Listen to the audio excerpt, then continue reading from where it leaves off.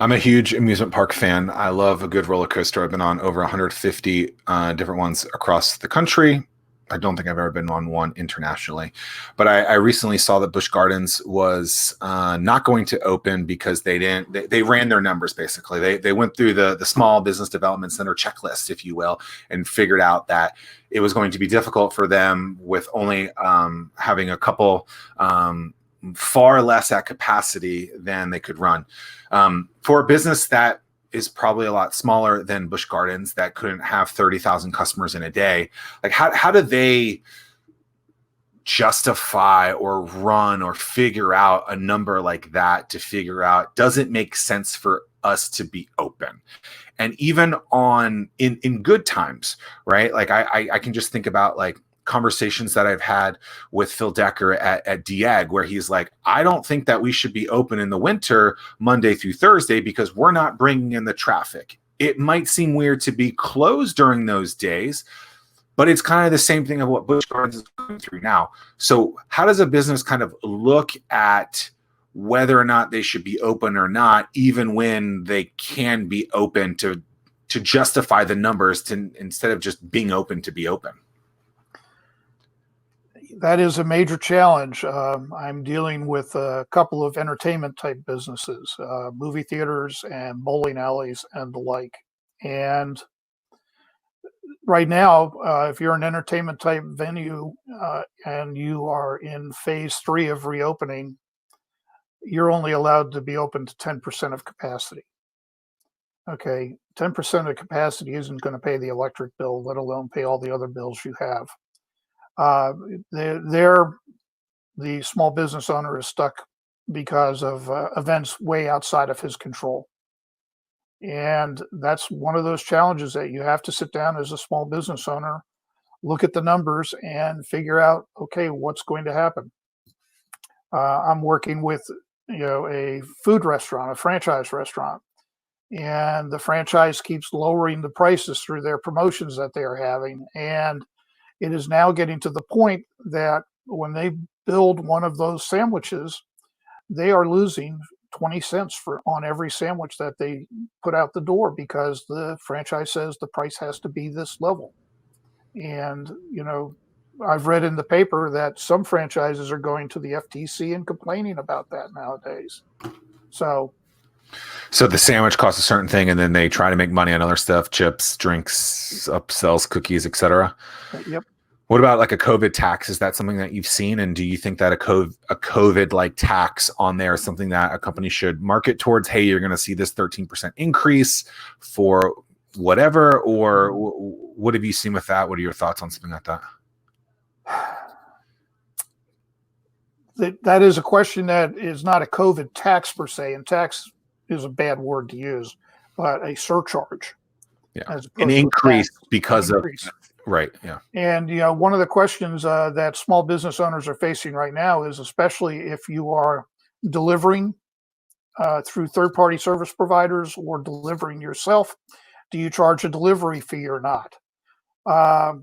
Because that's cutting into your profit margin, especially if you're a restaurant.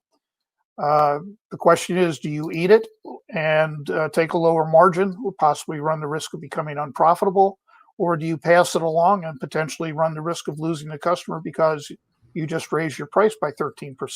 I mean, how do you not in the delivery case of that though? I mean, there's such a precedent that says that you do, right? I mean, like every major delivery company charges for a delivery fee. Some of them a percentage, some of them a flat fee.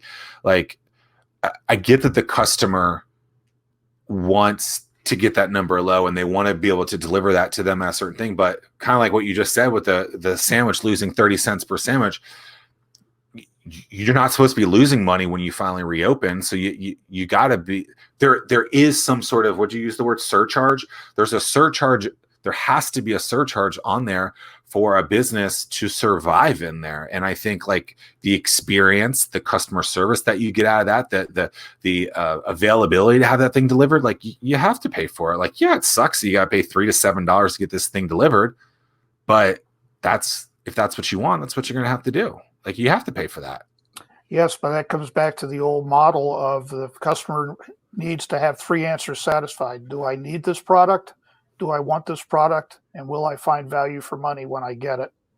And need and want, okay, that's great, but if value for money isn't there, a customer is going to walk, especially in these times when the majority of your customers are probably unemployed and they're very income constrained. And But so they're going. you as the business lose money because of that? I mean, to me, that seems like a very black and white answer. It's like, no, you can't lose money because of this extra thing that you're providing to them.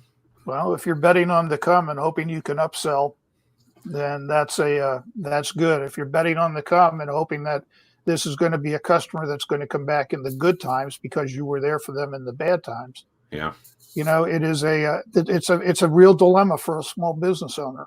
But also, I'm of the opinion that normal is never coming back. And so that there's a ton of innovation that's going to need to be happening in a lot of this.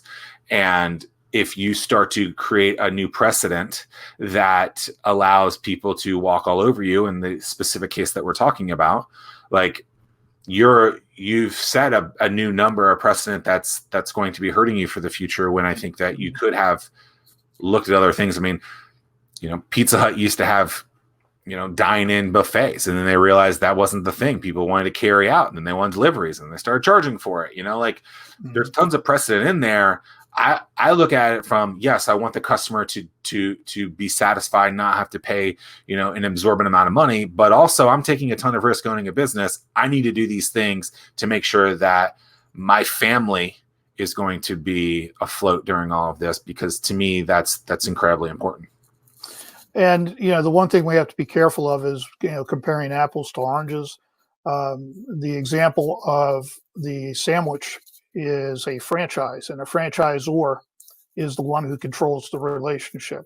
If you're an independent restaurant, you have some more flexibility, and, you may be able to pass along those charges. Yeah. I mean, take everything with a grain of salt, right? Everything's a little different between every little business, but if you're losing money to try and attract businesses, I hope that you have a strategy in place to get new business. I hope you have a strategy in place to recoup or to market into that, so that they're coming back over and over and over again. Right. And that's where your projections come into place, and you're going to be making assumptions up front that once we get back to some degree of normalcy, whatever that is, we still don't know, that you will have the flexibility to increase your profit margins by raising your price.